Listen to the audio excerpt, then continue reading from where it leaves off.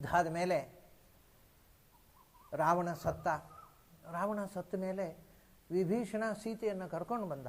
ಮೇನೆಯಲ್ಲಿ ಸೀತೆಯನ್ನು ಕರ್ಕೊಂಡು ಬಂದರೆ ಎಲ್ಲ ಸುತ್ತ ದಿಗ್ಬಂಧನ ಮಾಡಿ ಅವಳನ್ನು ಅವರು ಪಾಲಕಿಗೆ ಪರದೆಗಿರೆ. ರಾಮಚಂದ್ರ ಹೇಳ್ತಾನೆ, ಯಾಕೆ ಪಾಲಕಿಯಲ್ಲಿ ಪರದೆ ಒಳಗೆ ಕರ್ಕೊಂಡು ಬರ್ತಾ ಇದ್ದೀರಿ ಅವಳನ್ನು?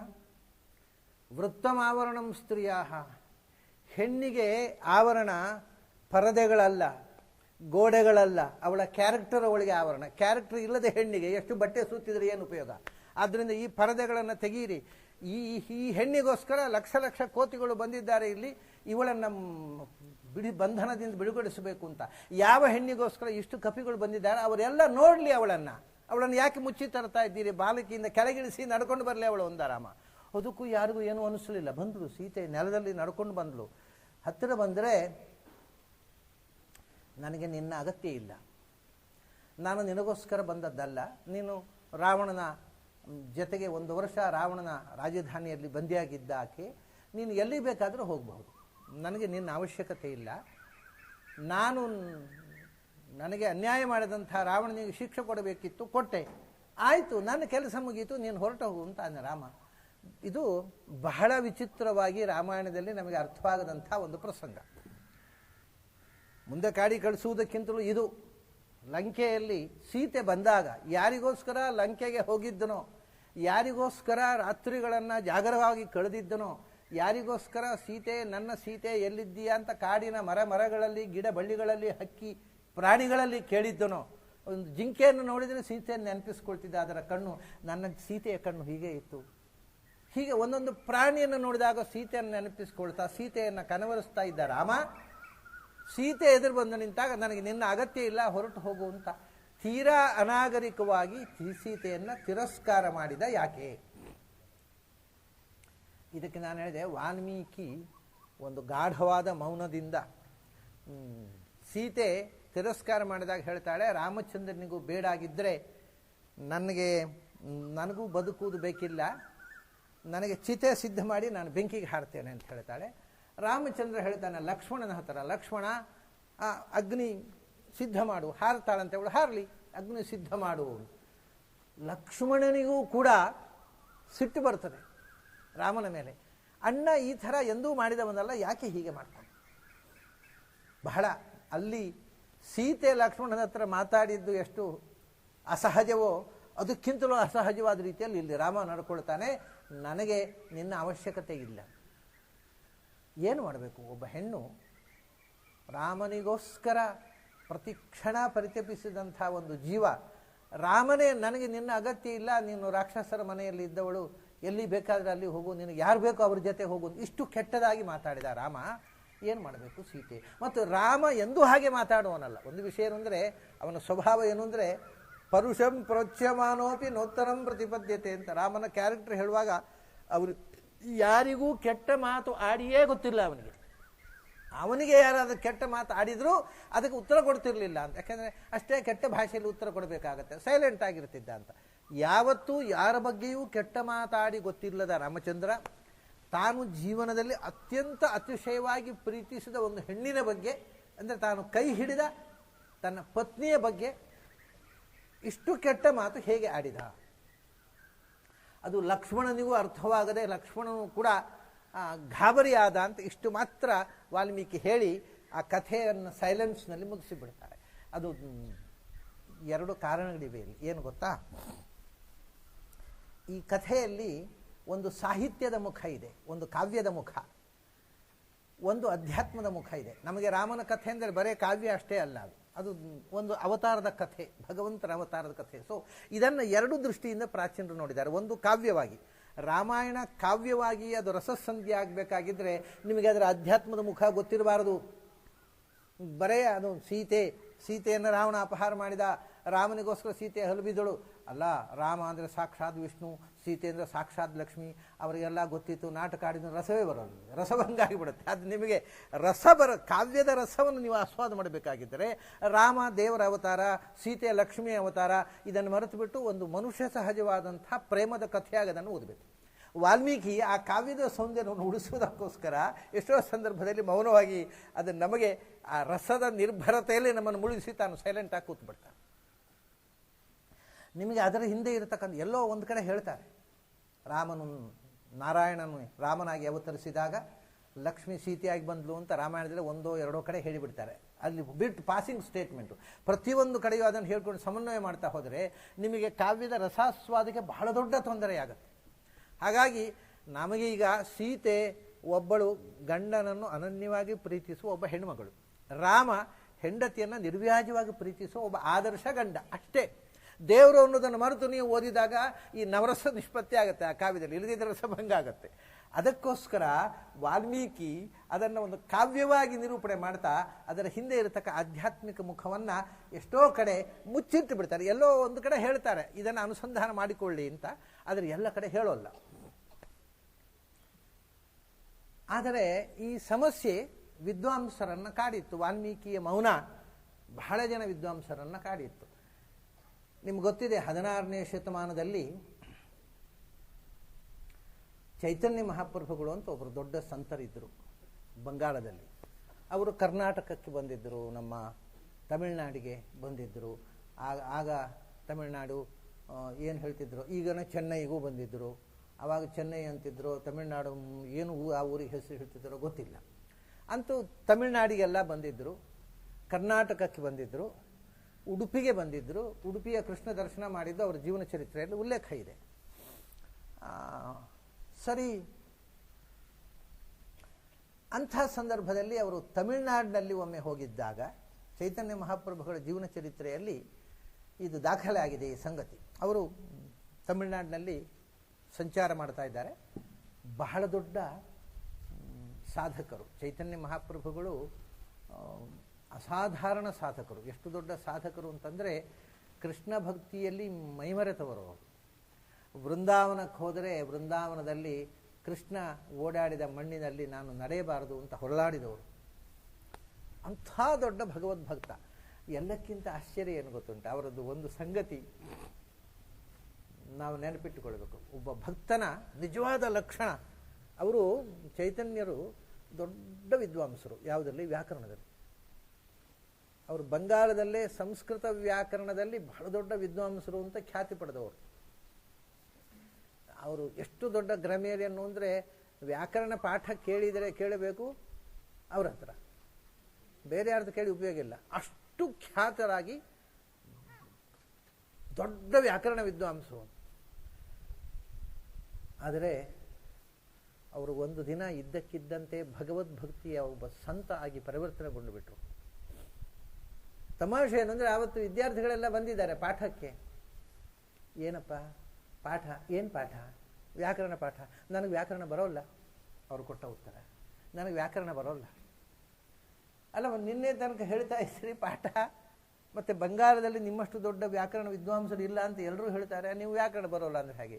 ಹೌದು, ನಿನ್ನೆ ತನಕ ವ್ಯಾಕರಣದ ಸೂತ್ರಗಳು ಎಲ್ಲ ನನಗೆ ಐವಣ್ ಋಕ್ ಏವೋಂಗ್ ಐ ಔಚ್ ಇದೆಲ್ಲ ಸೂತ್ರಗಳು, ವೃದ್ಧಿರಾದಿ ಅದೇ ಗುಣ ಎಲ್ಲ ಒಂದೊಂದು ಸೂತ್ರಗಳನ್ನು ಓದಿದಾಗಲೂ ವ್ಯಾಕರಣದ ನಿಯಮಗಳು ನನಗೆ ಹೊಳೆಯುತ್ತಿದ್ದವು. ನಾನು ಅದಕ್ಕೆ ನೀವು ವಿವರಣೆ ಮಾಡ್ತಿದ್ದೆ. ಇವತ್ತು ನನ್ನ ಸ್ಥಿತಿ ಏನಾಗಿದೆ ಗೊತ್ತಾ? ನನಗೆ ಆ ಎಲ್ಲ ಸೂತ್ರಗಳನ್ನು ಇವು ಎಲ್ಲ ದೇವರ ಹೆಸರಾಗಿ ಕಾಣುತ್ತೆ. ಹಾಗಾಗಿ ನಾನು ಹೇಗೆ ಪಾಠ ಮಾಡಲಿ ನಿಮಗೆ? ಯಾವ ಶಬ್ದ ಕೇಳಿದರು, ಯಾವ ಅಕ್ಷರ ಕೇಳಿದರು, ಯಾವ ನಾದ ಕೇಳಿದರು ಅದು ಭಗವಂತನ ನಾಮವಾಗಿ ಕೇಳುವಂಥ ಒಂದು ಸ್ಥಿತಿಗೆ ಹೋಗಿಬಿಟ್ಟಿದ್ದಾರೆ. ಅವ್ರು ಹೇಳ್ತಾರೆ, ಯಾವ ಅಕ್ಷರ ಕೇಳಿದರು ವ್ಯಾಕರಣದ ಸೂತ್ರ, ಅದು ವ್ಯಾಕರಣದ ಸೂತ್ರ ಅಲ್ಲ, ದೇವರ ನಾಮ ಅಷ್ಟೇ. ಆ ಅಂತ ಅನ್ನೋದು ದೇವರ ಒಂದು ಹೆಸರು, ಹೂ ಅನ್ನೋದು ಒಂದು ದೇವರ ಹೆಸರು. ಈ ಹೂ ಅಂದರೆ ಅದು ಅಕಾರ ಉಕಾರ ಮಕಾರ ವಾಚ್ಯನಾಗಿರ್ತಕ್ಕ ಭಗವಂತನ ನಾಮ ಅಂತ ಕಾಣುತ್ತೆ ನನಗೆ ಅದು ವ್ಯಾಕರಣ ಸೂತ್ರವಾಗಿ ಕಾಣೋಲ್ಲ. ಈಗ ನಾನು ಹೇಗೆ ಪಾಠ ಹೇಳಿಯಪ್ಪ? ನನಗೆ ವ್ಯಾಕರಣ ಬರೋಲ್ಲ. ಯಾಕೆಂದರೆ ಯಾವ ಗ್ರಂಥ ನೋಡಿದರೂ ಅದರ ದೇವರ ನಾಮ ಕಾಣುತ್ತೆ ನನಗೆ ಅಷ್ಟೇ, ಇನ್ನೇನೂ ಕಾಣೋಲ್ಲ ಅಂತ ಹೇಳಿ ಎಲ್ಲವನ್ನು ತ್ಯಾಗ ಮಾಡಿ ಭಗವತ್ ಸಮಾಧಿಯಲ್ಲಿ ಬದುಕಿದಂಥ ಮಹಾನ್ ಚೇತನ ಅವರು ಅತ್ಯಂತ ಅದ್ಭುತವಾದ ಒಂದು ಹೇಳಿಕೆ ಅವರು ದಕ್ಷಿಣ ಭಾರತಕ್ಕೆ ಬಂದರು ಹೇಳಿದಲ್ಲ, ತಮಿಳುನಾಡಿಗೆ ಬಂದರು, ನಮ್ಮ ಕರ್ನಾಟಕಕ್ಕೂ ಬಂದಿದ್ದರು. ನೀವು ಉತ್ತರ ಭಾರತಕ್ಕೆ ಹೋದವರಿಗೆ ನಿಮಗೆ ಗೊತ್ತಿದೆ, ಉತ್ತರ ಭಾರತದಲ್ಲಿ ಬಂಗಾಳದಲ್ಲಿ ಆಗಲಿ ಅಥವಾ ಯು ಪಿಯಲ್ಲಿ ಆಗಲಿ ಅಥವಾ ಕೃಷ್ಣನ ವೃಂದಾವನ ಮಥುರಾ ವೃಂದಾವನಕ್ಕೆ ನೀವು ಹೋದರೆ ಅಲ್ಲಿಯ ಜನರಿಗೆ ತುಂಬ ಭಾವುಕತೆ ಇದೆ. ಅವರು ಕೃಷ್ಣ ಅಂದರೆ ಕೃಷ್ಣ ಭಕ್ತಿಯಲ್ಲಿ ಮೈ ಮರೀತಾರೆ. ನಮಗೆ ಅಷ್ಟು ಭಕ್ತಿ ಇಲ್ಲ. ನಿಜಕ್ಕೂ ಉತ್ತರ ಭಾರತದವರಷ್ಟು ಭಕ್ತಿ ಇಲ್ಲ ನಮ್ಮ ಜನರಿಗೆ. ನಮಗೆ ನಮ್ಮ ಭಕ್ತಿ ಒಂಥರ ಬಿಸ್ನೆಸ್ ಲೈಕ್, ವ್ಯಾವಹಾರಿಕ. ನಮಗೆ ಬೇಕಾದಾಗ ದೇವರ ಹತ್ರ ಭಕ್ತಿ, ಏನೋ ಒಂದು ಆಗಬೇಕು, ದೇವರೇ ಅದು ಮಳೆ ಬರಬಾರದು ಇವತ್ತು, ಯಾಕೆ ನಮ್ಮ ಮಗಳ ಮದುವೆ ನಿಶ್ಚಯ ಆಗಿದೆ, ಅದಕ್ಕೊಂದು ನಿನಗೊಂದು ಸೇವೆ. ಆಮೇಲೆ ದೇವರು ಮರೆತು ಹೋಗ್ತಾನೆ. ಮದುವೆ ಆದಮೇಲೆ ದೇವ್ರು ನೆನಪಿರೋದು. ಆಮೇಲೆ ಒಂದು ಪಕ್ಷಕ್ಕೆ ಮದುವೆ ಆಗಿ 3 ವರ್ಷ ಆಗಿ ಮಕ್ಕಳಾಗದೆ ಇದ್ರೆ ಮತ್ತೆ ಪುನಃ ದೇವ್ರ ನೆನಪಾಗುತ್ತೆ. ದೇವರೇ ಒಂದು ಮಗು ಆಗಬೇಕು. ಹೀಗೆ ಒಂದು ಕಾಂಟ್ರಾಕ್ಟು ದೇವ್ರ ಹತ್ರ. ನಮ್ಮ ಕೆಲಸ ಆಗಲಿಕ್ಕೆ ದೇವರು ಅವರಿಗೆ ಇಷ್ಟು ಕಾಂಟ್ರಾಕ್ಟು, ಎಷ್ಟು ಚಾರ್ಜ್ ಆಗುತ್ತೆ ಅದಕ್ಕೆ, ಕಾಣಿಕೆ ಲಂಚ ಅಷ್ಟು ಕೊಟ್ಬಿಟ್ಟು ಆಯ್ತು. ಅದು ಆಗದೇ ಇದ್ದರೆ ದೇವರ ಮೇಲೆ ಸಿಟ್ಟು, ಏನು ಉಪಯೋಗ ರೀ, ದೇವರನ್ನ ನಂಬಿ ಏನಾಯಿತು, ನಾನು ಮಳೆ ಬರಬಾರ್ದು ಅಂತ ರಂಗಪೂಜೆ ಹೇಳಿಕೊಂಡೆ, ರಾತ್ರಿ ಮಳೆ ಬಂತು, ದಂಡ ದೇವರ. ಈ ಥರದ ಭಕ್ತಿ ನಮ್ಮದು. ನಿಜವಾಗಿ ಇನ್ವಾಲ್ವ್ಮೆಂಟ್ ಇಲ್ಲ ಅಧ್ಯಾತ್ಮದಲ್ಲಿ ನಮ್ಮ ಜನಕ್ಕೆ. ಆ ಭಕ್ತಿ ಅಂದರೆ ಏನು, ಅದ್ರ ಬಗ್ಗೆ ಚರ್ಚೆ ವಾದ, ಒಂಥರ ಇಂಟೆಲೆಕ್ಚುವಲ್ ಅಪ್ರೋಚ್, ಇಮೋಷನ್ಗಿಂತ ಹೆಚ್ಚು ಇದು ಸರಿಯಾದಂಥ. ಆ ಜನ ದೇವರ ಬಗ್ಗೆ ಇಮೋಷನಲ್ ಆಗಿದ್ದರೆ, ನಮ್ಮ ಜನ ದೇವರ ಬಗ್ಗೆ ಸ್ವಲ್ಪ ಇಂಟೆಲೆಕ್ಚುವಲ್ ಆಗಿ ಯೋಚನೆ ಮಾಡ್ತಾರೆ, ಇಮೋಷನಲ್ ಅಲ್ಲ. ಇದನ್ನು ಮೊದಲು ಉದ್ಗಾರ ಮಾಡಿದವರು ಚೈತನ್ಯ ಮಹಾಪ್ರಭುಗಳು. ಚೈತನ್ಯ ಮಹಾಪ್ರಭುಗಳು ಕರ್ನಾಟಕಕ್ಕೆ ಬಂದರು, ಚೆನ್ನೈ ತಮಿಳುನಾಡಿಗೆಲ್ಲ ಬಂದರು, ಆಮೇಲೆ ಉತ್ತರ ಭಾರತಕ್ಕೆ ಹೋದರು. ಅವ್ರ ಶಿಷ್ಯರು ಕೇಳಿದರು, ನಿಮಗೆ ದಕ್ಷಿಣ ಭಾರತದಲ್ಲಿ ಹೋದಾಗ ಏನು ಅನ್ನಿಸಿತು ಅಂತ. ಅದಕ್ಕೆ ಅವರು ಕೊಟ್ಟ ಉತ್ತರ ಅದು ದಾಖಲಾಗಿದೆ ಅವರ ಜೀವನ ಚರಿತ್ರೆಯಲ್ಲಿ. ಉತ್ತರ ಭಾರತದ ಜನ ದೇವರ ಭಕ್ತಿ ಮಾಡ್ತಾರೆ, ದಕ್ಷಿಣ ಭಾರತದ ಜನ ಭಕ್ತಿಯ ಬಗ್ಗೆ ವಾದ ಮಾಡ್ತಾರೆ ಅಂತ ಹೇಳಿ ಅಷ್ಟೇ. ಭಕ್ತಿ ಅಂದರೆ ಏನು, what is the definition of ಭಕ್ತಿ ಅಂತ ಚರ್ಚೆ ಮಾಡ್ತಾ ಕೂಡ್ತಾರೆ. ನಿಜವಾಗಿ ಭಕ್ತಿ ಮಾಡೋಲ್ಲ ಆ ಜನ. ನಮ್ಮ ಜನ ಭಕ್ತಿ ಮಾಡ್ತಾರೆ, ದಕ್ಷಿಣ ಭಾರತೀಯನ ಭಕ್ತಿಯ ಬಗ್ಗೆ ವಾಕ್ಯಾರ್ಥ ಮಾಡ್ತಾರೆ ಅಂತ ಹೇಳಿದರು. ಅದು ಬಹಳಷ್ಟು ಅಂಶ ಸತ್ಯ. ಇಲ್ಲಿಯ ಜನ ಅಷ್ಟು ಭಾವುಕರಲ್ಲ. ಹಾಗಾಗಿ ಅಂಥ ಒಂದು ಅದ್ಭುತ ವ್ಯಕ್ತಿಯವರು. ತಾನು ಭಗವಂತನನ್ನು ನಿರ್ವ್ಯಾಜವಾಗಿ ಪ್ರೀತಿಸಿದ, ತನ್ನ ಕಾಲದಲ್ಲಿ ಇಡೀ ಭಾರತದಾದ್ಯಂತ ಸಂಚರಿಸಿ ಭಕ್ತಿ ಪಂಥವನ್ನು ಜಾಗೃತಗೊಳಿಸಿದ ಒಬ್ಬ ಮಹಾನ್ ಪುರುಷ. ಇವತ್ತು ನಿಮ್ಗೆ ಗೊತ್ತಿದೆ, ಇಸ್ಕಾನ್ ಅಂತ ಒಂದು ಸಂಸ್ಥೆ, ಅದು ಇಂಟರ್ನ್ಯಾಷನಲ್ ಕೃಷ್ಣ ಕಾನ್ಷಿಯಸ್ನೆಸ್ ಅಂತಕ್ಕಂಥದ್ದು, ಕೃಷ್ಣ ಪ್ರಜ್ಞೆ, ಅಂತಾರಾಷ್ಟ್ರೀಯ ಜಾಗತಿಕ ಕೃಷ್ಣ ಪ್ರಜ್ಞೆಯ ಆ ಸಂಸ್ಥೆಗೆ ಮೂಲ ಪುರುಷರು ಚೈತನ್ಯ ಮಹಾಪ್ರಭುಗಳೇ. ಅವರ ಸ್ಫೂರ್ತಿಯಿಂದಲೇ ಬಂಗಾಳದಲ್ಲಿ ಭಕ್ತಿವೇದಾಂತ ಅಚ್ಯುತ ಚರಣ, ಭಕ್ತಿವೇದಾಂತ AC ಭಕ್ತಿವೇದಾಂತ ಪ್ರಭುಪಾದರು ಅಂತ ಅವರು ಬಂಗಾಳದಲ್ಲಿ ಆ ಒಂದು ಗೌಡಿಯ ಮಠ, ಅದರ ಪರಂಪರೆಯಲ್ಲಿ ಸ್ವಾಮಿಗಳಾಗಿದ್ದವರು. ಚೈತನ್ಯ ಮಹಾಪ್ರಭುಗಳೇ ಆ ಮಠದ ಪರಂಪರೆಗೆ ಸ್ಫೂರ್ತಿ ನೀಡಿದವರು. ಅದಕ್ಕಿಂತಲೂ ಮೂಲದಲ್ಲಿ ಅದಕ್ಕೆ ಹೆಸರು ಇವತ್ತಿಗೆ ಆ ಮಠ ಇಲ್ಲ. ಯಾಕೆಂದರೆ ಅದು ಇದ್ದದ್ದು ಈಸ್ಟ್ ಬೆಂಗಾಲ್ ಅಂತ ಹಿಂದೆ ಕರೀತಿದ್ದೇವಲ್ಲ, ಈಗ ನಾವು ಬಾಂಗ್ಲಾದೇಶ ಅಂತ ಕರಿತೀವಿ. ಈಸ್ಟ್ ಬೆಂಗಾಲ್ನಲ್ಲಿ ಆ ಮಠ ಇದ್ದದ್ದು. ಆ ಮಠದ ಸ್ವಾಮಿಗಳು ಇದ್ದದ್ದು. ಇವರು ಭಕ್ತಿವೇದಾಂತ ಪ್ರಭುವಾದರು ಅಮೆರಿಕಕ್ಕೆ ಹೋಗೋ ಮುಂಚೆ ಅಲ್ಲಿ ಇದ್ದದ್ದು. ಅಲ್ಲಿ ಅದು ಮಾಧ್ವ ಗೌಡೀಯ ಮಠ ಅಂತ ಕರೀತಿದ್ರು ಅದಕ್ಕೆ. ಅಲ್ಲಿಯ ಸ್ವಾಮಿಗಳಿಗೆ ಪಾಠ ಹೇಳಲಿಕ್ಕೆ ಉಡುಪಿಯಿಂದ ವಿದ್ವಾಂಸರು ಹೋಗ್ತಿದ್ದರು. ಅಲ್ಲಿಯ ಸ್ವಾಮಿಗಳಿಗೆ ಪಾಠ ಹೇಳಿದ ಒಬ್ಬರು ವಿದ್ವಾಂಸರು ಉಡುಪಿಯಲ್ಲಿದ್ದರು. ನಾನು ಅವರ ಹತ್ರ ಪಾಠ ಕೇಳಿದ್ದೆ. ಇದೆಲ್ಲ ಹಿಂದೆ ಒಂದು 50-60 ವರ್ಷಗಳ ಹಿಂದೆ. ಈಗ ಬಾಂಗ್ಲಾದೇಶ ಆಗೋ ಸಮಯದಲ್ಲಿ ಪಾಕಿಸ್ತಾನದ ಸೇನೆ ಬಾಂಗ್ಲಾದೇಶಕ್ಕೆ ಹೋಯ್ತಲ್ಲ, ಆಗ ಆ ಮಾಧ್ವ ಗೌಡೀಯ ಮಠವನ್ನು ಪುಡಿ ಮಾಡಿದ್ದಾರೆ ಪಾಕಿಸ್ತಾನಿಗಳು. ಈಗ ಅಲ್ಲಿ ಮಠ ಇಲ್ಲ. ಪ್ರಾಯ ಆ ಸ್ವಾಮಿಗಳ ಪರಂಪರೆಯು ಅಲ್ಲಿ ಇದ್ದ ಹಾಗೆ ಇಲ್ಲ. ಆ ಮಠವನ್ನು ಮತ್ತು ಅಲ್ಲಿ ಒಂದು ಮಂದಿರ, ದೇವಾಲಯ ಎಲ್ಲ ಇತ್ತು, ಅದನ್ನೆಲ್ಲ ಡಿಸ್ಟ್ರಾಯ್ ಮಾಡಿದ್ದಾರೆ. ಈಗ ಅಲ್ಲಿ ಯಾವುದೂ ಅದರ ಕುರುಹು ಕೂಡ ಇಲ್ಲ. ಅದರ ಮೂಲ ಪುರುಷರಾಗಿದ್ದವರು ಚೈತನ್ಯ ಮಹಾಪ್ರಭುಗಳು. ಅವರು ಮದ್ರಾಸ್ನಲ್ಲಿ ಸಂಚಾರಕ್ಕೆ ಬಂದಿದ್ದಾಗ ಒಬ್ಬರು ಮನೆಗೆ ಭಿಕ್ಷೆ ಬರಬೇಕು ಅಂತ, ಅವರು ಸಾಧು ಸಂತರು ಬಂದ, ನಮ್ಮ ಮನೆಗೆ ಇವತ್ತು ಮಧ್ಯಾಹ್ನ ನಮ್ಮ ಮನೆಗೆ ಭಿಕ್ಷೆ ಬರಬೇಕು ಅಂತ ಕರೆದಿದ್ದಾರೆ ಒಬ್ಬರು. ಸರಿ, ಅವರು ಅಲ್ಲಿ ಹೋಗಿದ್ದಾರೆ. ಹೋದರೆ ಏನಾಗಿದೆ, ಇವರು ಯಾರೋ ಒಬ್ಬ ಮನೆಗೆ ಭಿಕ್ಷೆ ಕರೆದಿದ್ದಾನಲ್ಲ, ಆ ಮನೆ ಯಜಮಾನ ರಾಮಾಯಣ ಓದ್ತಾ ಕೂತಿದ್ದಂತೆ. ರಾಮಾಯಣ ಓದೋದು ಓಳೋದು. ಇವರಿಗೆ ಎಂಥದ್ದು ಕತೆ, ಇವರು ಬಂದಿದ್ದಾರೆ, ಸ್ವಾಮಿಗಳು ಬಂದಿದ್ದಾರೆ, ಅತಿಥಿಗಳು, ಅವರನ್ನು ಸತ್ಕಾರ ಮಾಡೋದು, ವ್ಯವಸ್ಥೆ ಮಾಡೋದು ಬಿಟ್ಟು ಅಳ್ತಾ ಕೂತು ಬಿಟ್ಟಿದ್ದಾನೆ ಆ ಮನೆ ಯಜಮಾನ. ಇವರಿಗೆ ಯಾಕೆ ಅಳ್ತಾನೆ, ಇದು ಅವ್ರ ಜೀವನ ಚರಿತ್ರೆಯಲ್ಲಿದೆ. ಅವನು ಅಳ್ತಾನೆ, ರಾಮಾಯಣ ಓದ್ತಾನೆ ಅಳ್ತಾನೆ. ಯಾಕಪ್ಪ, ಯಾಕೆ ಅಳ್ತಾ ಇದ್ದೀಯಾ ಅಂತ ಕೇಳಿದ್ರಂತೆ ಚೈತನ್ಯ ಮಹಾಪ್ರಭುಗಳು. ಅದಕ್ಕೆ ಅವನು ಹೇಳ್ತಾನೆ, ನನಗೆ ತಡ್ಕೊಳ್ಳಿಕ್ಕಾಗೋಲ್ಲ, ನನ್ನ ತಾಯಿಯನ್ನು ರಾವಣ ಅಪಹಾರ ಮಾಡಿಬಿಟ್ಟ, ನಾನು ಹೇಗೆ ತಡ್ಕೊಳ್ಳಿ, ನನಗೆ ತಡಿಲಿಕ್ಕಾಗ್ತಾ ಇಲ್ಲ ಅಂತ ಅಳ್ತಾನೆ. ನನ್ನ ತಾಯಿಯನ್ನು ರಾವಣ ಅಪಹಾರ ಮಾಡಿಬಿಟ್ಟ. ಆ ಭಾಗ ಓದ್ತಾ ಇದ್ದಾನೆ, ರಾವಣ ಸೀತೆಯನ್ನು ಅಪಹಾರ ಮಾಡುವ ಭಾಗ. ಓದೋದು ಅಳೋದು, ಮುಂದೆ ಹೋಗೋಲ್ಲ, ಒಂದೊಂದು ಶ್ಲೋಕ ಓದ್ತಾನೆ ಅಳ್ತಾನೆ. ಚೈತನ್ಯ ಮಹಾಪ್ರಭುಗಳು ಕೇಳಿದರು, ಅವರಿಗೂ ಉಭಯ ಸಂಘ ಹೇಗೆ ಸಮಾಧಾನ ಮಾಡೋದು ಇವನಿಗೆ. ಈಗ ಅವನು ಅಳುವುದಕ್ಕೆ ಒಂದು ರೀಸನ್ ಉಂಟು. ಹೌದು, ತಾಯಿಯನ್ನು ಅಪಹಾರ ಮಾಡ್ತಾ ಇದ್ದಾನೆ ರಾವಣ, ಅದಕ್ಕೆ ಅಳ್ತಾ ಇದ್ದಾರೆ. ಏನು ಸಮಾಧಾನ, ಅವರಿಗೂ ಸಮಾಧಾನ ಏನು ಮಾಡೋದು ಗೊತ್ತಾಗಲಿಲ್ಲ. ಇವರೊಟ್ಟಿಗೆ ಅವರು ಕಣ್ಣು ಒರೆಸ್ಕೊಂಡು ಕೂತು ಬಿಟ್ರಂತೆ. ಏನು ಮಾಡೋದು ಅಂತ, ಇದಕ್ಕೆ ಸೊಲ್ಯೂಷನ್ ಏನು, ಸಮಾಧಾನ ಹೇಳೋದು ಏನು ಅಂತ ಗೊತ್ತಾಗಿಲ್ಲ ಚೈತನ್ಯ ಮಹಾಪ್ರಭುಗಳಿಗೆ. ಅವರು ಒಂಥರ ಇಕ್ಕಟ್ಟಿಗೆ ಸಿಕ್ಕಾಕೊಂಡ್ರು. ಅಲ್ಲಿಂದ ಹೇಗೋ ಆವತ್ತು ಆಯಿತು, ಅವನ ಕಣ್ಣೀರು ಸುರಿಸ್ತಾನೆ ಇದ್ದ ಕಡೆ ಏನೋ ಆಯಿತು, ಅವತ್ತು ಭಿಕ್ಷೆ ಆಯಿತು. ಅಲ್ಲಿಂದ ಮತ್ತೊಂದು ಮನೆಗೆ ಹೋದ್ರು. ಮತ್ತೊಂದು ಮನೆ ಹೋದಾಗ ಅಲ್ಲಿ ಒಂದು ಪುರಾಣ ಪುಸ್ತಕ ಸಿಕ್ಕಿತು. ಈ ಪುರಾಣ ಕೂರ್ಮ ಪುರಾಣ, ವರಾಹ ಪುರಾಣ, ಬ್ರಹ್ಮಾಂಡ ಪುರಾಣ, ಈ ಪುರಾಣಗಳಲ್ಲಿ ರಾಮಾಯಣದ ಕಥೆ ಬರುತ್ತೆ.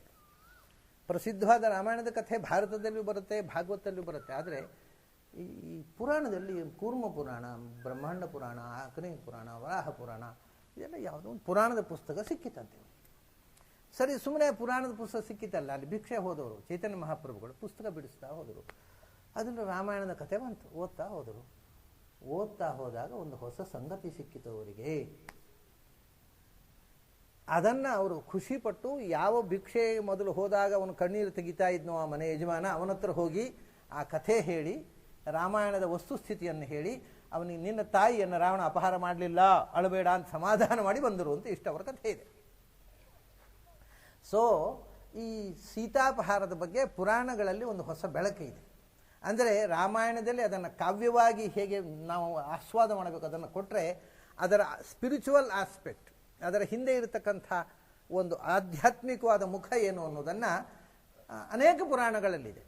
ಬ್ರಹ್ಮಾಂಡ ಪುರಾಣದಲ್ಲಿಯೋ, ವರಾಹ ಪುರಾಣ, ಬ್ರಹ್ಮವೈವರ್ತ ಪುರಾಣ, ಅಗ್ನಿ ಪುರಾಣ, ಕೂರ್ಮ ಪುರಾಣ, ಈ 5-6 ಪುರಾಣಗಳಲ್ಲಿ ಈ ಕಥೆ ಇದೆ. ವಿಷಯ ಏನು ಅಂದರೆ, ಅದು ಕಥೆ ತುಂಬ ರೋಚಕವಾಗಿದೆ. ಆ ಕಥೆ ನಮಗೆ ಗೊತ್ತಾದರೆ ರಾಮ ಮತ್ತು ಸೀತೆ ನಡ್ಕೊಂಡ ರೀತಿ ಬಹಳ ಸುಂದರವಾಗಿ ಅರ್ಥವಾಗುತ್ತೆ. ಅದು ಯಾಕೆ ಲಕ್ಷ್ಮಣನ ಹತ್ರ ಸೀತೆ ಹಾಗೆ ಮಾತಾಡಿದ್ಲು ಅನ್ನೋದು ಅರ್ಥವಾಗುತ್ತೆ. ಯಾಕೆ ರಾಮ ಸೀತೆ ಹತ್ರ ಹಾಗೆ ಮಾತಾಡಿದ ಅನ್ನೋದು ಅರ್ಥ ಆಗುತ್ತೆ. ಎಲ್ಲ ಅದರ ಹಿಂದೆ ಇರತಕ್ಕಂಥ the philosophy or spiritual aspect behind it ತುಂಬ ರೋಚಕವಾಗಿದೆ. ವಿಷಯ ಹೀಗಿದೆ. ಒಂದು ಸರ್ತಿ ರಾಮ ಇನ್ನೂ ಜಿಂಕೆ ಬರಲಿಲ್ಲ, ರಾವಣ ಜಿಂಕೆಯನ್ನು ತರಲಿಕ್ಕೆ ಹೋಗಿದ್ದಾನಲ್ಲ, ಜಿಂಕೆ ರೂಪದಿಂದ ಮಾರೀಚನ ಹತ್ರ ನಾಟಕ ಆಡಲಿಕ್ಕೆ ಹೇಳಲಿಕ್ಕೆ ಹೋಗಿದ್ದಾನೆ. ಈ ಸಂದರ್ಭದಲ್ಲಿ ಅಗ್ನಿ ಕಾಣಿಸಿಕೊಂಡ್ರಂತೆ. ರಾಮನ ಆಶ್ರಮದಲ್ಲಿ ದಿನ ಅಗ್ನಿಹೋತ್ರ ಮಾಡ್ತಿದ್ರು. ಹಿಂದಿನ ಕಾಲದಲ್ಲಿ ಅದನ್ನು ನಿಮ್ಗೆ ಗೊತ್ತಿದೆಯಲ್ಲ, ಅಗ್ನಿಹೋತ್ರ ದೇವರ ಪೂಜೆ ಮಾಡೋದು ಅಂದರೆ ಪೀಠ ಗೀಠ ಅಲ್ಲ, ಅಗ್ನಿಯಲ್ಲೇ ಆರಾಧನೆ ಮಾಡ್ತಿದ್ರು. ವೇದ ಕಾಲದಲ್ಲಿ ಅಗ್ನಿ ಮುಖದಲ್ಲೇ ಹೋಮಿಸ್ತಿದ್ರು. ಹಾಗೆ ರಾಮಚಂದ್ರನ ಅಗ್ನಿಶರಣ ಅಂತ, ಅಗ್ನಿಶರಣ ಅಂದರೆ ಶರಣ ಅಂದರೆ ಮನೆ, ಅಗ್ನಿಹೋತ್ರ ಮಾಡುವ ಕೋಣೆ, ದೇವರ ಕೋಣೆ ಅಂತ ಹೇಳಿದಾಗ ದೇವರ ಕೋಣೆ ಅಂತ ಈಗ ಹೇಳ್ತೇವಲ್ಲ, ಶ್ರೈನ್ ರೂಮ್ ಅಂತ, ಅದಕ್ಕೆ ಅಗ್ನಿಶರಣ ಅಂತ ಹೇಳ್ತಿದ್ರು. ಆ ಶರಣ ಅನ್ನುವ ಶಬ್ದವೇ ಇಂಗ್ಲೀಷಿನ ಶ್ರೈನ್ ಆದದ್ದು. ಅದು ಶರಣ, ಶರಣ ಅಂದರೆ ಮನೆ, ಅಗ್ನಿ ಪೂಜೆ ಮಾಡುವ, ದೇವರ ಪೂಜೆ ಮಾಡುವ ದೇವರ ಕೋಣೆ ಅಗ್ನಿಶರಣ ಅಂತ. ಒಮ್ಮೆ ರಾಮಚಂದ್ರನ ಮುಂದೆ ಆ ಅಗ್ನಿ ಕಾಣಿಸಿಕೊಂಡಂತೆ. ಅಗ್ನಿ ಬೆಂಕಿ ಅಲ್ಲ, ಅಗ್ನಿದೇವತೆ. ಅಗ್ನಿದೇವತೆ ಭಗವಂತನ ಮುಂದೆ ಕಾಣಿಸಿಕೊಂಡು, ಭಗವಂತ ನನ್ನದೊಂದು ರಿಕ್ವೆಸ್ಟ್ ಇದೆ ಅಂತೆ. ಏನು ಅಂದರೆ, ಈಗ ರಾವಣ ಸೀತೆಯನ್ನು ಅಪಹಾರ ಮಾಡತಕ್ಕಂಥ ಒಂದು ಯೋಜನೆ ಹಾಕ್ಕೊಂಡಿದ್ದಾನೆ. ಅದಕ್ಕೆ ಅವನು ಸೀತೆಯನ್ನು ಸನ್ಯಾಸಿ ವೇಷ ಹಾಕ್ಕೊಂಡು ಇಲ್ಲಿ ಬರುವವನಿದ್ದಾನೆ. ಅವನಿಗೆ ಮಾತ್ರ ನಾಟಕ ಮಾಡಲಿಕ್ಕೆ ಬರೋದಾ? ದೇವತೆಗಳು ನಾಟಕ ಮಾಡೋದು ಬೇಡ, ಅದಕ್ಕೆ ತಕ್ಕಂತೆ ನಾವು ಒಂದು ನಾಟಕ ಮಾಡೋಣ. ಏನು, ಸೀತೆಯನ್ನು ದಯವಿಟ್ಟು ನನ್ನ ಸ್ವಾಧೀನ ಕೊಡಿ, ನಾನು ತಾಯಿಯನ್ನು ಕರ್ಕೊಂಡು ಹೋಗಿ ಕೈಲಾಸದಲ್ಲಿ ಇಟ್ಟು ಬಂದುಬಿಡ್ತೇನೆ. ಸೀತೆ ಕೈಲಾಸದಲ್ಲಿ ಇರ್ತಾಳೆ. ಕೈಲಾಸ ಅರ್ಚಿತ ಪದ ಹ್ಯಗಮತ್ ಶಿವಾಭ್ಯಾಂ, ಪಾರ್ವತಿ ಪರಮೇಶ್ವರರ ಜೊತೆಗೆ ಸೀತೆ ಕೈಲಾಸದಲ್ಲಿ ಇರ್ತಾಳೆ. ಇಲ್ಲಿ ನಾವು ಕೆಲವು ದೇವತೆಗಳೆಲ್ಲ ಸೇರಿ ಸೀತೆ ರೂಪದಿಂದ ಇಲ್ಲಿ ಇದ್ದು ಬಿಡ್ತೇವೆ, ಛಾಯಾ ಸೀತೆ. ಅಂದರೆ ರಾವಣ ನಾಟಕ ಮಾಡೋದಕ್ಕಿಂತ ಮುಂಚೆ ನಮ್ಮ ನಾಟಕ ಇದು. ನಮ್ಮ ನಾಟಕ ರಾವಣ, ಅವನು ತಾನೇ ದೊಡ್ಡ ನಾಟಕಕಾರ, ನಾನು ಸನ್ಯಾಸ ವೇಷದಿಂದ ಬಂದು ಮೋಸ ಮಾಡಿದೆ ಅಂತ ತಿಳ್ಕೊಂಡಿದ್ರೆ ಅದಕ್ಕಿಂತ ದೊಡ್ಡ ನಾಟಕ ನಾವು ಮಾಡಬೇಕು. ರಾವಣನಿಗೆ ಕೊನೆ ತನಕವೂ ಸೀತೆ ಅಲ್ಲ, ಸೀತೆಯ ರೂಪದಲ್ಲಿ ಇದ್ದದ್ದು ಯಾರು ಗೊತ್ತುಂಟ? ಇಂದ್ರ, ಶಚಿ ಅದು ದೇಹದಲ್ಲಿ ಇದ್ದು, ಶಚಿ ಸ್ತ್ರೀತ್ವಕ್ಕೋಸ್ಕರ ನಿಜವಾಗಿ ಇಂದ್ರ. ಆದ್ದರಿಂದ ಸೀತೆ ಅಲ್ಲೇ ಅಲ್ಲ, ಅದು ಮಾಯಾ ಸೀತೆ ಅಥವಾ ಛಾಯಾ ಸೀತೆ ಅಂತ ಹೇಳ್ತಾರೆ ಪುರಾಣದಲ್ಲಿ.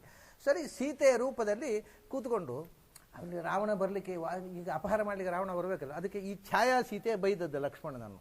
ನಿನಗೆ ನನ್ನ ಮೇಲೆ ಬೈದದ್ದು ಯಾರು? ಇಂದ್ರ, ಸೀತೆ ಅಲ್ಲ. ನಿನಗೆ ನನ್ನ ಮೇಲೆ ಮನಸ್ಸಿದೆ, ಅದಕ್ಕೆ ಅನ್ಯಾಯ ಮಾಡ್ತಾ ಇದ್ದೀವಿ, ಹೋಗು ಇಲ್ಲಿಂದ ಅಂತ ಬೈದದ್ದು ಇಂದ್ರ, ಸೀತೆಯ ರೂಪದಲ್ಲಿದ್ದ ಇಂದ್ರ. ಲಕ್ಷ್ಮಣನಿಗೂ ಗೊತ್ತಿಲ್ಲ ಇದು. ಅದು ಒಂದು ಮಾತಿದೆ ಪುರಾಣದಲ್ಲಿ, ರಿಕ್ವೆಸ್ಟ್ ಮಾಡಿಕೊಳ್ತಾನೆ ಅಗ್ನಿ, ನಾನು ಮತ್ತೆ ರಾವಣನನ್ನು ಸಂಹಾರ ಆದ ಮೇಲೆ ನಾನೇ ಅಗ್ನಿ ಅವಳನ್ನು ತಂದು ನಿನಗೆ ಒಪ್ಪಿಸ್ತೇನೆ, ಅಲ್ಲಿ ತನಕ ಈ ಮಾಯಾ ಸೀತೆ ವ್ಯವಹಾರ ನಡೆಯಲಿ. ದೇವತೆಗಳಿಗೂ ಕೂಡ ಯಾರಿಗೂ ಗೊತ್ತಿರುವುದು ಬೇಡ ಇದು. ಇದು ಪಾರ್ವತಿ ಪರಮೇಶ್ವರರಿಗೆ ಬಿಟ್ಟು, ನಿನಗೆ ನನಗೆ ಬಿಟ್ಟು, ಲಕ್ಷ್ಮಣನಿಗೆ ಕೂಡ ಗೊತ್ತಿರುವುದು ಬೇಡ. ಇಷ್ಟು ಹೇಳಿ ಅಗ್ನಿ ಸೀತೆಯನ್ನು ಹಿಡ್ಕೊಂಡು ಹೋಗಿ ಕೈಲಾಸಲ್ಲಿ ಬಿಟ್ಟು ಬಂದ. ಇದು ಪುರಾಣದಲ್ಲಿರೋ ಕಥೆ, ಆಯಿತಾ? ಹೀಗಾಗಿ ಸೀತೆ ಅಲ್ಲ, ಲಕ್ಷ್ಮಣನನ್ನು ಬೈದದ್ದು ಮಾಯಾ ಸೀತೆ. ಸರಿ, ರಾವಣ ಹೊತ್ಕೊಂಡು ಹೋದದ್ದು ಸೀತೆಯ ವೇಷದಲ್ಲಿದ್ದ. ಇದು ನಾಟಕ ಕಂಪನಿದು ದೊಡ್ಡ ನಾಟಕ ಕಂಪನಿ. ಇದು ಕೂಡ ಹೆಣ್ಮಕ್ಕಳು ಸೀತೆ ವೇಷ ಹಾಕುವುದಲ್ಲ, ಗಂಡಸರು ಸೀತೆ, ಇದು ಯಕ್ಷಗಾನದ ಸೀತೆ, ಗಂಡಸರೇ ಸೀತೆ ವೇಷ ಹಾಕಿದ್ದಾರೆ. ಇಂದ್ರ ಸೀತೆ ವೇಷ ಹಾಕಿ ಅಪಹಾರ ಮಾಡಿ ಇಂದ್ರನನ್ನು ಕದ್ದುಕೊಂಡು ಹೋದ ರಾವಣ. ಅಲ್ಲಿ ಆಮೇಲೆ ಅಗ್ನಿ ಪ್ರವೇಶ, ರಾಮಚಂದ್ರ ನನಗೆ ನಿನ್ನ ಅಗತ್ಯ ಇಲ್ಲ, ನೀನು ಎಲ್ಲಿ ಬೇಕಾದ್ರೆ ಹೋಗು ಅಂತ ಹೇಳಿದ್ದು ಯಾರಿಗೆ? ತನ್ನ ಹೆಂಡತಿಗೆಲ್ಲ, ಇಂದ್ರನಿಗೆ. ಆ ಮಾಯಾ ಸೀತೆ ಹೋಗಿ ಅಗ್ನಿ ಪ್ರವೇಶ ಮಾಡಿದ ಮೇಲೆ ಕೈಲಾಸದಲ್ಲಿದ್ದ ನಿಜವಾದ ಸೀತೆಯನ್ನು ಅಗ್ನಿ ಕರ್ಕೊಂಡು ಬಂದ, ತಂದುಕೊಟ್ಟ. ಸೀತೆಯನ್ನು ಸ್ವೀಕಾರ ಮಾಡಿದ ರಾಮ. ಇದು ಇಷ್ಟು ಒಳಗಿನಿಂದ ನಡೆದ ಅಧ್ಯಾತ್ಮದ ರಹಸ್ಯ ಕಥೆ. ಇದನ್ನು ಹೇಳಿಬಿಟ್ರೆ ರಸಭಂಗ ಆಗತ್ತೆ, ಕಾವ್ಯಾಸ್ವಾದ ಮಾಡೋರಿಗೆ ತೊಂದರೆ ಆಗತ್ತೆ. ಅಂದು ವಾಲ್ಮೀಕಿಗಳು ಅದರ ಕಾವ್ಯದ ಮುಖವನ್ನು ಮುಂದಿಟ್ಟುಕೊಂಡು ಅದರ ವರ್ಣನೆಗೆ ಪ್ರಧಾನವಾಗಿ ನಮ್ಮನ್ನು ಆ ವರ್ಣನೆಯಲ್ಲಿ, ರಸದಲ್ಲಿ ನಮ್ಮನ್ನು ಅದ್ದಿ ತೇಲಿಸಿಬಿಟ್ಟು. ಆದರೆ ಪುರಾಣಕಾರರು ಅದರ ಹಿಂದೆ ಇರತಕ್ಕಂಥ ದೇವಗುಹ್ಯವನ್ನು ಹೇಳಲೇಬೇಕು, ಹೇಳದೇ ಇದ್ದರೆ ನಮಗೆ ಪೂರ್ತಿ ಅಪಾರ್ಥ ಆಗತ್ತೆ. ಆ ದೇವಗುಹ್ಯ ಏನು, ಅದರ ಹಿಂದೆ ಇರುವಂಥದ್ದು, ಅದನ್ನು ಪುರಾಣಕಾರರು ಹೇಳಿದರು. ಹೀಗಾಗಿ ಈ ಸೀತೆಯಲ್ಲಿ ಒಂದು ಮಾಯಾ ಸೀತೆ ಮತ್ತು ನಿಜವಾದ, ಹೇಗೆ ರಾವಣ ಮಾಯಾ ರಾವಣ ಸನ್ಯಾಸ ವೇಷದಲ್ಲಿ ಬಂದ ಅಲ್ಲ, ಅದಕ್ಕೆ ತಕ್ಕಂತೆ ದೇವತೆಗಳು ಒಂದು ನಾಟಕ ಆಡಿದರು. ಸೀತೆಯನ್ನು ರಾವಣ ಅಪಹಾರ ಮಾಡಿಕೊಂಡು ಹೋಗಿರಲಿ, ನಿಜವಾಗಿ ಸೀತೆ ಹೋಗೇ ಇಲ್ಲ, ರಾವಣನಿಗೆ ಸಿಕ್ಕಿಲ್ಲ. ಸೀತೆ ಅದೃಶ್ಯಳಾಗಿ ರಾಮನ ಜೊತೆಗೇ ಇದ್ಲಂತೆ. ಯಾಕೆಂದರೆ ಅವರು ನಿತ್ಯ ಅವಿಯೋಗಿನಿಗಳು, ಅವರು ಒಬ್ಬರನ್ನೊಬ್ಬಟ್ಟು ಅಗಲಿ ಇರುವವರೇ ಅಲ್ಲ. ಯಥಾ ಸೂರ್ಯಸ್ಯೇವ ಸೂರ್ಯಪ್ರಭಾ ಯಥಾ ಅಂತ, ಸೂರ್ಯಸ್ಯ ಪ್ರಭಾ ಸೂರ್ಯಸ್ಯ ಯಥಾ ಅಂತ ರಾಮಾಯಣದಲ್ಲಿ ವಾಲ್ಮೀಕಿ ಹೇಳ್ತಾರೆ. ಸೀತಾರಾಮರ ಜತೆ ಹೇಗೆ ಅಂದರೆ ಸೂರ್ಯ ಮತ್ತು ಬೆಳಕು, ಸೂರ್ಯ ಇದ್ದು ಬೆಳಕಿಲ್ಲದೆ ಇರೋದು ಅಂತುಂಟ. ಹೇಗೆ ಬೆಳಕಿನಿಂದ ಸೂರ್ಯನನ್ನು ಬೇರ್ಪಡಿಸುವುದು ಸಾಧ್ಯ ಇಲ್ಲ, ಹಾಗೆ ಸೀತೆಯನ್ನು ರಾಮನಿಂದ ಬೇರ್ಪಡಿಸುವುದು ಸಾಧ್ಯ ಇಲ್ಲ. ಆದರೆ ಲೋಕದ ಕಣ್ಣಿಗೆ ಅದೃಶ್ಯಳಾಗಿ ರಾಮನ ಜೊತೆಗೆ ನಿಂತಳು, ಲೋಕದ ಕಣ್ಣಿಗೆ ದೃಶ್ಯಳಾಗಿ ಕೈಲಾಸದಲ್ಲಿದ್ದಳು. ಆದರೆ ಲಂಕೆಯಲ್ಲಿ ರಾವಣ ಒಯ್ದದ್ದು. ಆದರೆ ಸನ್ನಿಧಿ ಯುತಾಂ ವ್ಯವಹಾರ ಸಿದ್ಧೈ, ಸೀತೆ ಅಂತ ಒಂದು ವ್ಯವಹಾರ ಬರಬೇಕಲ್ವ, ಅದಕ್ಕೋಸ್ಕರ ಸೀತೆಯ ಸನ್ನಿಧಾನ ಇತ್ತಂತೆ ಆ ಬೊಬ್ಬೆಯಲ್ಲಿ ಕೂಡ, ಮಾಯಾ ಸೀತೆಯಲ್ಲಿ ಕೂಡ. ಸೀತೆಯ ಸನ್ನಿಧಾನ ಎಲ್ಲ ಕಡೆ ಇರುತ್ತೆ, ಎಲ್ಲ ಸ್ತ್ರೀಯರಲ್ಲೂ, ಜಗತ್ತಿನ ಎಲ್ಲ ಸ್ತ್ರೀಯರಲ್ಲೂ ಲಕ್ಷ್ಮಿಯ ಸನ್ನಿಧಾನ ಇದೆ, ಎಲ್ಲ ಪುರುಷರಲ್ಲೂ ನಾರಾಯಣನ ಸನ್ನಿಧಾನ ಇಲ್ವ, ಹಾಗೆ ಸೀತೆಯ ಸನ್ನಿಧಾನ ಇದೆ. ಆದರೆ ನಿಜವಾದ ಸೀತೆ ಅಲ್ಲ. ಸೀತೆಯ ಸನ್ನಿಧಾನ ಜಗತ್ತಿನ ಪ್ರತಿಯೊಂದು, ಪ್ರಕೃತಿ, ಮೂಲ ಪ್ರಕೃತಿಯವಳು, ಜಗತ್ತಿನ ಪ್ರತಿಯೊಂದು ವಸ್ತುವಿನಲ್ಲೂ ತಾಯಿಯ ಸನ್ನಿಧಾನ ಇದ್ದೇ ಇದೆ. ಈ ರೀತಿಯಾಗಿ ಸೀತೆಯ ನಿಜವಾದಂಥ ವಸ್ತುಸ್ಥಿತಿ ಗೊತ್ತಿದ್ದ ರಾಮ, ನನಗೆ ನಿನ್ನ ಅಗತ್ಯ ಇಲ್ಲ, ಅಗ್ನಿ ಮತ್ತೆ ನಾನು ತಂದು ಕೊಡ್ತೇನೆ ಅಂತ ಹೇಳಿದ್ದಾನೆ. ಅಗ್ನಿ ಎಂದರೆ ಅದಕ್ಕೋಸ್ಕರ ಅಗ್ನಿ ಪ್ರವೇಶ ಮಾಡು ಅಂತ ಹೇಳಿದ. ಈ ಮಾಯಾ ಸೀತೆ ಅಗ್ನಿಯಲ್ಲಿ ಪ್ರವೇಶ ಮಾಡಿದ್ಲು, ನಿಜವಾದ ಸೀತೆಯನ್ನು ಅಗ್ನಿ ಕರ್ಕೊಂಡು ಬಂದು ರಾಮನಿಗೆ ಕೊಟ್ಟ. ಕೈಲಾಸದಲ್ಲಿದ್ದ ಸೀತೆ ಅಗ್ನಿಯ ಮೂಲಕ ಹೊರಗೆ ಬಂದು ರಾಮಚಂದ್ರನ ಜೊತೆಗೆ ಸೇರಿದ್ಲು, ಸೀತೆ ಬಂದು. ಇದು ಸೀತೆಯ ಬಗ್ಗೆ ರಾಮಚಂದ್ರ ನಡ್ಕೊಂಡ ರೀತಿ ಮತ್ತು ಲಕ್ಷ್ಮಣನ ಹತ್ರ ಸೀತೆ ನಡ್ಕೊಂಡ ರೀತಿ, ಎಲ್ಲಕ್ಕೂ ಒಂದು ಅಂತರಂಗದ ಅಧ್ಯಾತ್ಮದ ಅರ್ಥ ನೀವು ನೋಡಿದಾಗ ಮಾತ್ರ ಅದಕ್ಕೆ ಬೇರೆ ಒಂದು ಆಯಾಮ ಬರುತ್ತೆ. ಇದನ್ನು ವಾಲ್ಮೀಕಿ ರಾಮಾಯಣದಲ್ಲಿ ಅವರು ನಮಗೆ ಇದರ ಸುಳುವು ಕೂಡ ಸಿಗದಂತೆ ಎಚ್ಚರ ವಹಿಸಿದ್ದಾರೆ. ಬರೇ ರಸಭಂಗ ಆಗದಂತೆ ಕಾವ್ಯದ ಮುಖದಿಂದ ಅದನ್ನು ನಿರೂಪಣೆ ಮಾಡಿದರೆ ಬೇಕಾದಷ್ಟು ಸಂದರ್ಭಗಳಲ್ಲಿ ಹೀಗಿದೆ. ವಾಲ್ಮೀಕಿ ಕೆಲವನ್ನು ಪೂರ್ತಿ ಬಾಯಿ ಬಿಟ್ಟು ಹೇಳೋಲ್ಲ, ಅದನ್ನು ಅದರ ಕಾವ್ಯದ ಮುಖ ಮಾತ್ರ ಹೇಳ್ತಾರೆ, ಅದರ ಅಂತರಂಗದ ಮುಖವನ್ನು ಪುರಾಣಗಳು ವಿವರಿಸಿ ಹೇಳ್ತವೆ, ಹೇಳೋಲ್ಲ ಅಂತಲ್ಲ. ಈಗ ಅನೇಕ ಸಂಗತಿಗಳು ಇಂಥದ್ದು ವಾಲ್ಮೀಕಿ ರಾಮಾಯಣದಲ್ಲಿದೆ. ಒಂದು ಊರ್ಮಿಳೆಯ ವಿಷಯ ವಾಲ್ಮೀಕಿ ಹೇಳದೆ ಬಿಟ್ಟದ್ದು ಇದ್ರ ಹಾಗೆ. ಒಂದು ಕಡೆಯೂ ಊರ್ಮಿಳೆಯ ಸುದ್ದಿ, ಮದುವೆ ಆಗುವ ದಿವಸ ಒಂದು ಶ್ಲೋಕದಲ್ಲಿ ಊರ್ಮಿಳೆಗೆ ಮತ್ತು ಲಕ್ಷ್ಮಣನಿಗೆ ಮದುವೆ ಆಯಿತು ಅಂತ ಒಂದು ಶ್ಲೋಕ ಬಿಟ್ಟರೆ ಮತ್ತೆ ಊರ್ಮಿಳೆಯ ಬಗ್ಗೆ ಏನೇನೂ ಹೇಳುವುದಿಲ್ಲ ವಾಲ್ಮೀಕಿ. ಎಷ್ಟೋ ವಿಷಯಗಳನ್ನು ಹೀಗೆ ಮುಚ್ಚಿ